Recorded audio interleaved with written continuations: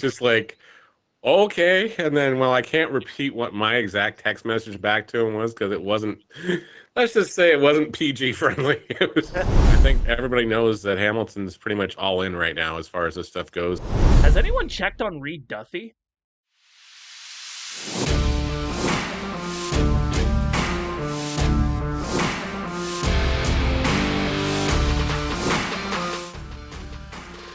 Well, Neil, I guess we can call this the Holy Hamilton episode because it seems like the Hamilton Cardinals are building themselves quite the wagon. It is definitely quite the wagon, and it's just like it looks like it's going to be continuing to fill up here as they continue to put new pieces into this puzzle all of a sudden. That biggest piece, kind of the reason why we decided to prompt this episode 3 of the IBL Inside Pitch. Thank you all for listening to us here. And Jonathan Salazzo making the move over to the Hamilton Cardinals, a longtime Maple Leaf. What are you hearing? What are you seeing from the man we know affectionately as the conductor? It was kind of funny. Like I had talked to him Wednesday night actually before this all transpired. So it was just like I was just asking, hey, what's the word on Leafs land and everything else? He's like, I haven't heard anything. I think we know like, why. I think I know why now, but yeah, it was just like, and then I talked to Eric Spearin Thursday morning after, like he gave me literally like a 3-minute notice before the Maple Leafs posted it. I was just like, okay. And then, well, I can't repeat what my exact text message back to him was because it wasn't, let's just say it wasn't PG friendly. It was just like, it was What, holy are we bleep, rating bleep, on this bleep. Yeah. It was holy bleep, bleep, bleep. Are you kidding me? thing? Like just when So you think, what do you make of the move to Jonathan Salazzo to the Hamilton Cardinals, and how much does that bolster their lineup? well, my always concern with the Cardinals and everything else is who can you protect Tyler Duncan in this lineup with? And now, well, the answer is very clear. You just you just got his protection in the lineup. So there you go. But it was. I know Eric's been trying to get Salazzo here for the better part of a year, anyways. I know there was rumors that he was going somewhere else at the trade deadline last year. Like it was just literally like it was almost done, and then it fell apart like literally 15 minutes before midnight or something. So it was about to happen. Uh, Combine this with all the moves that they made on the mound. I mean, Hamilton's really putting themselves in the driver's seat to be a favorite in Oh, no, 2025. no It question. seems. It's just I've like even the people that know me and everything else, they've been messaging on various platforms. Michael Bennett, who's a huge Hamilton supporter of it, Hamilton sports in general, he's just been blowing my phone up, like excited, excited, excited. I think I broke the news to him about Salazzo. He hadn't seen it yet on the website, so he was just really, really excited. Now, he might be busy in Brantford. That kind of is a segue to our segment we'll talk about in a little bit. But has anyone checked on Reed Duthie? I talked to him. I talked to Troy Islikar yesterday as well. I think I broke the news to them because I don't think they had seen it yet either. So it's just like okay. So yeah, I think they're excited, and I think it's just I think everybody knows that Hamilton's pretty much all in right now as far as this stuff goes. And Eric Spearin's texting me and everything else. It just seems like yeah, I'm just trying to right the ship, trying to get everything pointing in the right direction here. Of course, the Cardinals are also hosting the All-Star game this year, so there's a lot of big reasons to want to get those Hamilton Cardinals season tickets as soon as you can, guys and gals, because I'm sure you're going to be seeing a lot more people on Friday nights now.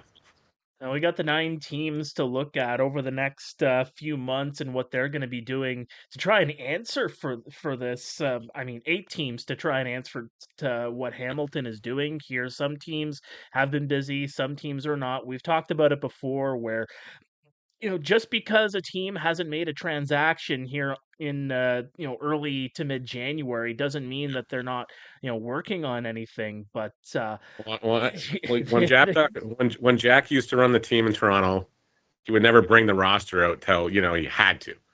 He'd have the guys all signed and everything else, but the roster would never come out. It's the same thing in Guelph. You don't hear a lot from the Royals till there's something big to happen, and then it's usually usually about middle of February, early March. You'll hear stuff from the Royals and everything else. But the Chatham Kent Barnstormers, Barry's doing a lot of their work. Hamilton now. Toronto's making some big splashes as well. Not just the Salazzo for Dennis DeBanning's thing. It's just everything else is just starting to happen as far as cogs are moving. Yeah, and again with Kitchener, they don't start announcing their stuff until later on towards the season. We did already get confirmation that they have their 5 imports in place. It's just a matter of Oh, getting them exactly. announced and signed and Visas and everything. everything else. Yeah. But Especially, but you gotta think about it as far as like if you're in the general manager and everything else, and you're signing these imports, it's a 90-day window just to get the visa approved. And then it's still okay. You still have to get everything else. In some countries, it's more than 90 days. It could be up to 120 days. So if you're getting those wheels going, it's probably right now as far as that stuff goes. Pen to paper, and then marching these guys off to the visa offices or the consulates or whatever else in their respective countries to make sure all the I's and T's are dotted and crossed. when you were a general manager in this league, what was your approach to the off season and stuff like this?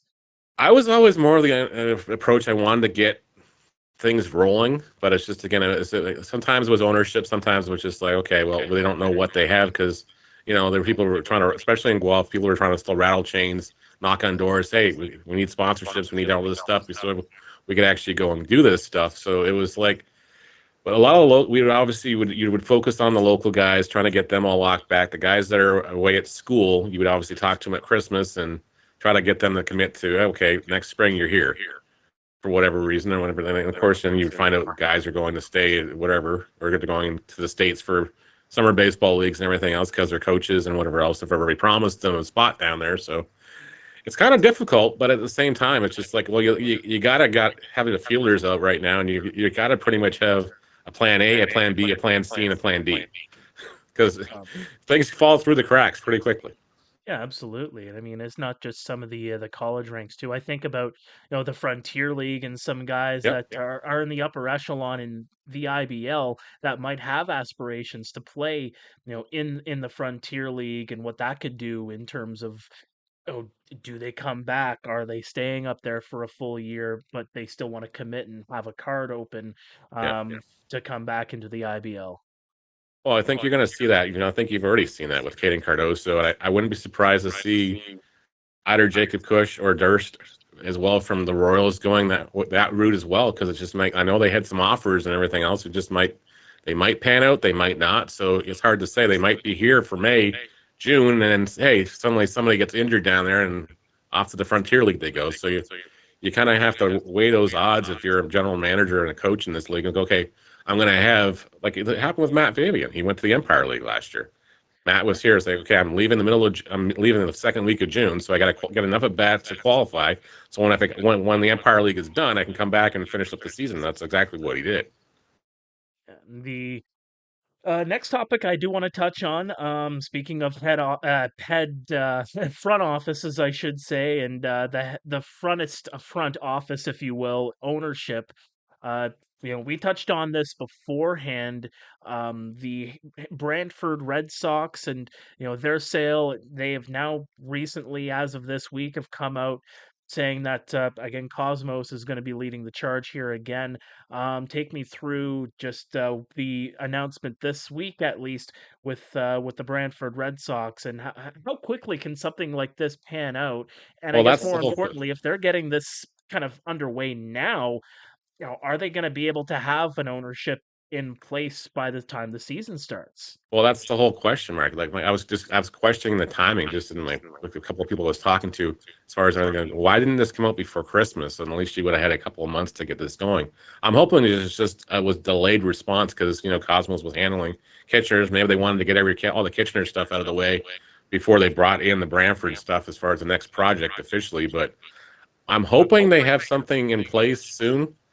Or I don't want this dragging out through the season. The league doesn't want this dragging out through the season. You don't want this because you can ask the guys on the Leafs and everything. As much as it wasn't a big distraction, it still is, as that stuff goes. And of course, when the Panthers broke the news in August and everything else, you could just kind of see the landscape changed a little bit in Panthers land a little bit as well too. So just as far as guys and how the attitudes and stuff are going too. So Well, when you have an ownership change and a sale happening, realistically, can a general manager still be doing something at this point in Well, time to that's try the and whole other sign thing. guys? It's like, can he make commitments to imports right now? Because if he's not going to be the general manager in, like, say, 6 weeks, can he actually be committing to these guys and say, "Oh, sorry, no, we're not bringing you back now. We're going a different direction or something." But yeah, it's just like I know there was a couple of offers on the table last year for Brantford. I'm not sure how legitimate they were. I knew a couple of names. I'm not going to bring up their names in case they're actively going through with right now with Cosmo Sports. I don't want to wreck their chances either. Cosmos has been getting a lot of play in the IBL, it seems. I They have, mean, and not he's, only Toronto, Kitchener, now Brantford. oh, exactly. And it's just, and I hope whoever does take over the Brantford Red Sox understands the legacy, the tradition, and what it means to that city and the baseball in that area as far as keeping this team going. I'm going to get on my soapbox for 3 seconds to say, hey, you can't screw this up. Please don't screw this up. Yeah, I mean, Brantford sports is getting a lot of a lot of talk in the last couple of days. I mean, not only the Brantford Red Sox, but now just hearing reports with the Brantford Bulldogs and Michael Landauer, Yeah, getting selling the team because he's going to be focusing now on his Ottawa. property with the NHL and the Ottawa Yeah, well, Senators and exactly. And I Zach wouldn't be Hyman's surprised. family getting involved now too. So Yeah, that's a very interesting subject to talk about. it definitely is. You definitely want to. You definitely want to go have a coffee with Reed Duffy. Just tell you get to see what's going on as far as that stuff goes. Yeah, reader, when you get time, when you're not spending time in that broadcast booth in Brantford, Yeah. if, or any other broadcast booth, it seems like you're a part He's of all over the as of place right late. now. He's doing AHL games. He's doing wrestling like he always does, and now he's doing. I think he's doing the OHL prospect game or something that's going on as Yes, well. he is. Yep, yep. Yeah, Connor it's great for McDavid him. OHL prospects game coming up later on this month. That's gonna be a heck of a time. East versus West in the Ontario Hockey League. The it's gonna be fun. It's gonna be very interesting. You mentioned that he did wrestling. What would you be a face or a heel as a commentator yourself? Oh man, that is so hard. Like I think because when they have the wrestling in at the Cardinals games and everything else once a year, Reed and I have actually wanted to take it a little further and everything else, was just because of time constraints. And well, the first year was weather; it was pouring rain. We were playing London. It was like I don't even know if we're going to actually get this ball game in, but they're out there wrestling on the field, so go figure. Did you But drop yeah, some let me tell you something, brother? Or yeah, well.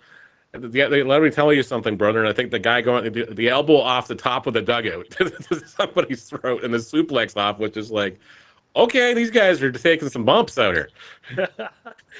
let me tell you, I've taken bumps before.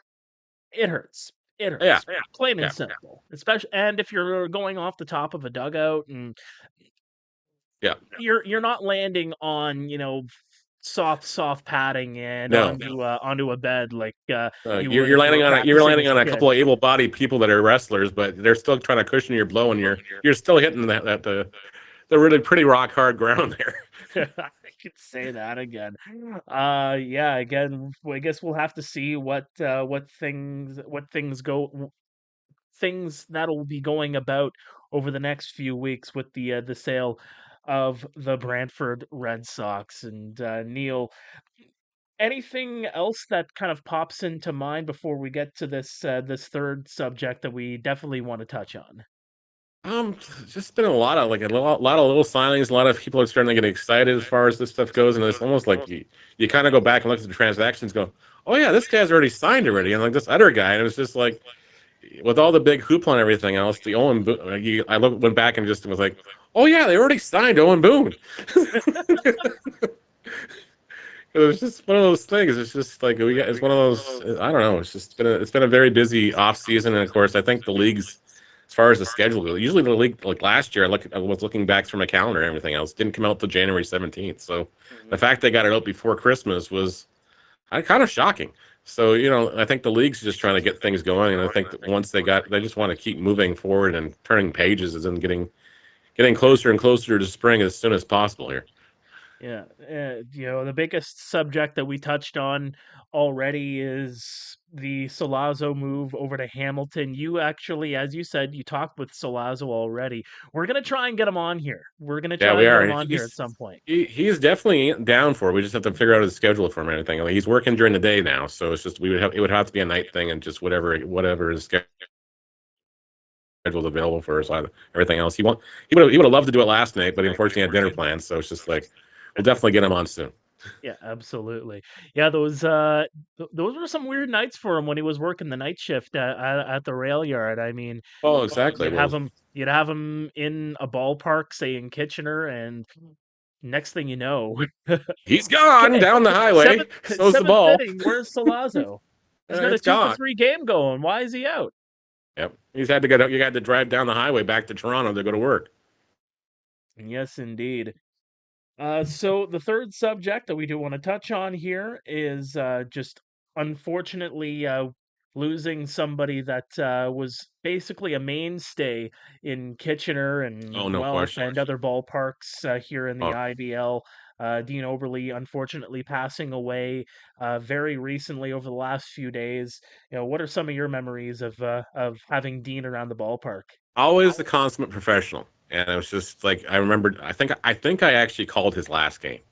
I called his last game when he was doing the university championships and everything else. I know he was racing out the door because he was supposed to be refereeing a volleyball game, like, and then a half an hour or something at the Griffin Center or something. It was just like it was crazy as far as this stuff goes. But he's always the consummate professional.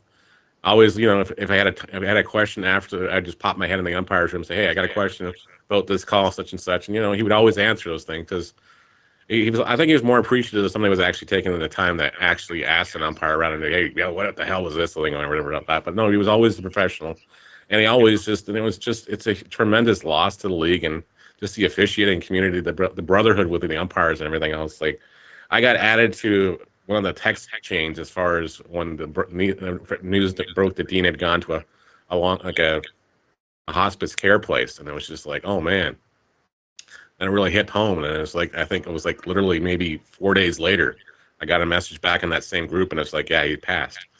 And it was just like, oh man, because like honestly, like October, he was still doing games.